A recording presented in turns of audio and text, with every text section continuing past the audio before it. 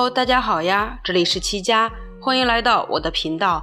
今天继续为大家带来现在正在分手中第14章的故事。上一章我们说到，英恩收到了国际时尚杂志的合作邀请，本来是一件喜事，没想到对方其实是想借他来捧奥利弗。英恩果断拒绝了和对方的合作，不过因为上次时装秀非常成功，奥利弗方主动给道勋发来消息，让他帮忙将英恩挖到他们公司，而在国也即将告别英恩，独自一人前往巴黎。回到本章，道勋将奥利弗方的合约交给英恩，对方提出非常优厚的条件，邀请英恩和他们一起共事，准备将名牌杜尚交给他负责。英恩对此非常纠结，这其实是他曾经的梦想。不过时过境迁，如今的他也不知道自己到底该如何抉择。友情也有自己的烦恼，如今在他的百货商场中，所有的女装店销售额都在下降，唯独 Sono 品牌的销售额不降反增。然而对方仍然没有同意和他们续约，他只好再给 Sono 方发去了各种优惠条件，不仅手续费降低了很多，还将他们的柜位调回了黄金位置。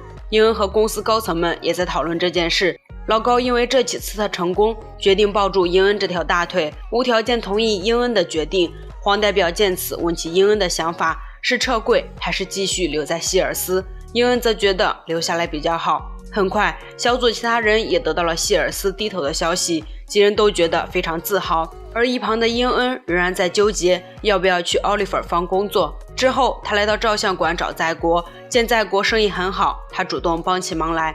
而这一幕也被在国妈看到了，联系起之前在国突然说他想拍关于人的照片，在国妈心中不免五味杂陈。拍完照后，英恩和在国一起吃午饭，英恩有些疑惑，照相馆明明都要租出去了，但是他看到未来几天预约的客人都很满。在国告诉他，他想拖到最后一刻再离开。英恩没有接这个话题，提出了希尔斯让步的事情，在国自然为其高兴起来。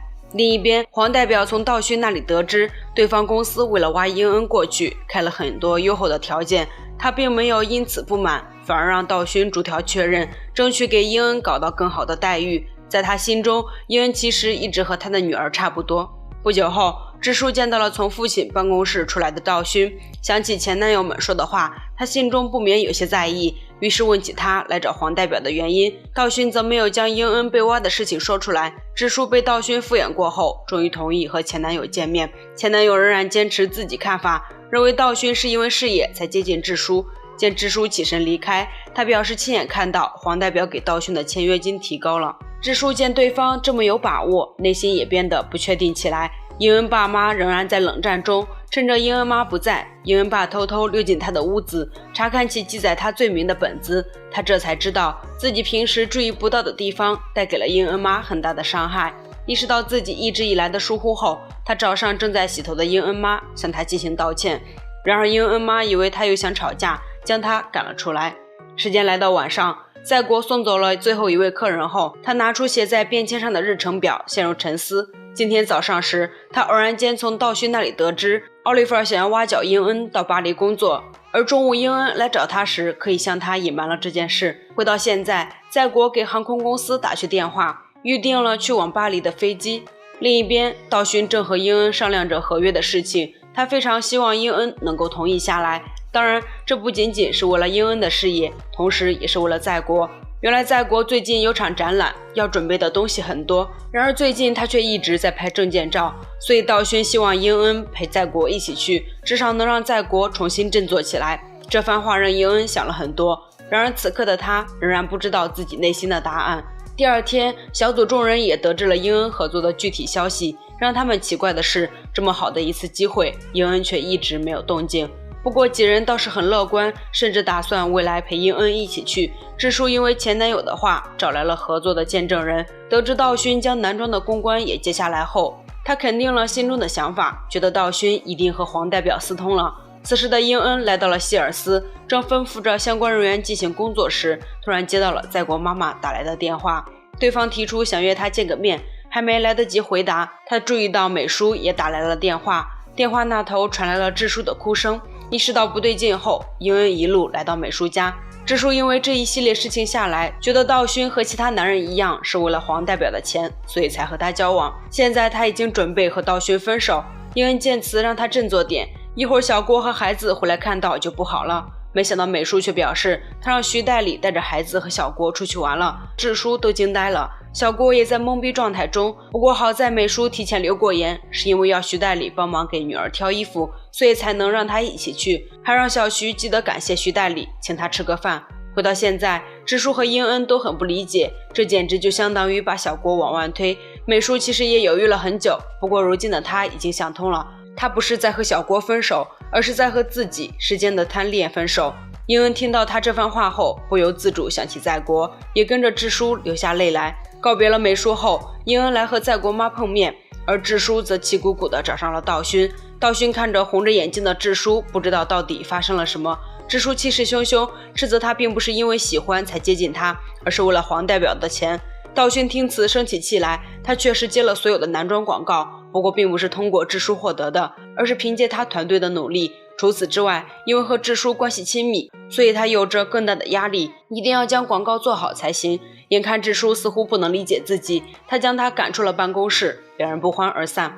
小郭回到了家里，他从徐代理那里得知了泡菜的事情，质问美叔为什么要把徐代理拉入他们的家庭中。美叔事到如今也不再隐瞒，他早就知道了两人在暧昧。小郭听此情绪激动，边哭边给他跪了下来，也许只有这样才能减轻他心中的负罪感。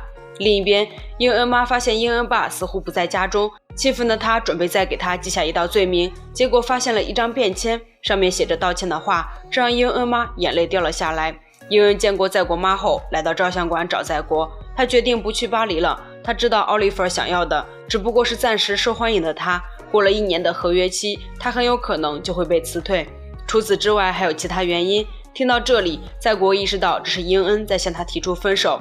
真的到了这一天时，在国仍然有点难以接受。告别了在国后，英恩在自家楼下遇到了爸爸，他看出爸爸只是拿送煎饺做借口，让他就此睡下。之后他接到了妈妈打来的电话，好不容易安抚妈妈睡下后，他在爸爸口袋中发现了一张泡汤券。受伤的道勋回到家后，碰到了同样受伤的在国，两人谈起心来。在国其实觉得英恩说的没错，大牌们利用名牌效应，将当红的设计师请过去后，用了1-2个季度就抛弃。他在巴黎见过太多这样的例子。道勋仍然不死心，他觉得英恩有自己的实力。在国打断了他，在巴黎生存不仅需要实力，还需要看别人的脸色。英恩自然不可能愿意受这种气，所以无论如何他也不能带着英恩去巴黎发展。看清如今状况的在国几近崩溃，他告诉道勋，他想最后挽留一次英恩。此时的英恩在家陷入了回忆，在国妈这次找上他，无外乎劝告他不要再和在国继续下去。英恩其实这时已经做好了打算，他决定留下来陪伴自己的家人朋友们，和在国说最后的再见。回到现在，两人不约而同流下眼泪。世界上最痛苦的事，无外乎真心相爱的人却无法在一起。第二天，英恩拒绝了奥利弗发来的合约。小组成员们虽然对此有些疑惑，不过也没有非常遗憾。不久后，黄代表找来了英恩，询问他为何放弃这么好的机会。英恩解释道，他陪着 Sono 走到现在，一路上经历了很多，所以他不能离开。黄代表听此告诉英恩，既然如此，就让 Sono 从公司里独立出去，让他来负责。还没等英恩反应过来，这个消息就传遍了整个公司。黄代表决定成立一个 Sono 子公司，营业额和英恩对半分。英恩也是第一次接触这种事情，所以需要点时间进行考虑。Vogue 的主编得到这一消息后，对英恩重新产生了兴趣，提出想要继续上次的访谈。不过这次访谈是专门针对英恩进行的，英恩自然也同意下来。访谈地点就定在 Sono 小组的办公室，组员们听此也非常开心。英恩则给在国打去电话，拜托他帮忙拍一些访谈照片。在国自然答应下来，和他约定明天见。而直树和道勋仍然在冷战中。开会时，道勋也有意不和他搭话，生气的他会后跑来质问道勋，见道勋确实不愿和他说话，直树向对方提出了分手。没想到道勋竟然顺势同意了下来。不久后，采访如期召开。采访者问起英恩当时为什么想把品牌命名为 Sono， 英恩解释道，这个名字其实不是他取的，而是在巴黎的一个无名摄影师取的。他能有今天的成就，多亏了这位摄影师的鼓励。在国知道对方说的就是自己，在此露出了笑容。采访结束后，两人一起离开。英恩已经准备和在国说拜拜了，结果在国掏出2张机票，他想在最后询问英恩一次，愿不愿意抛弃一切和他一起离开。随着在国的话语，英恩的眼泪随之落下。本章完，在下一章中，英恩询问起爸爸是怎么面对离别的。他告别了工作的纠结后，又重新陷入感情的纠结中。他到底会和在国一起去巴黎吗？我们下章再揭晓吧。如果喜欢七家，那就请多多点赞和留言，并关注七家的频道。你的支持就是我最大的动力哦。我们下期见吧，拜拜。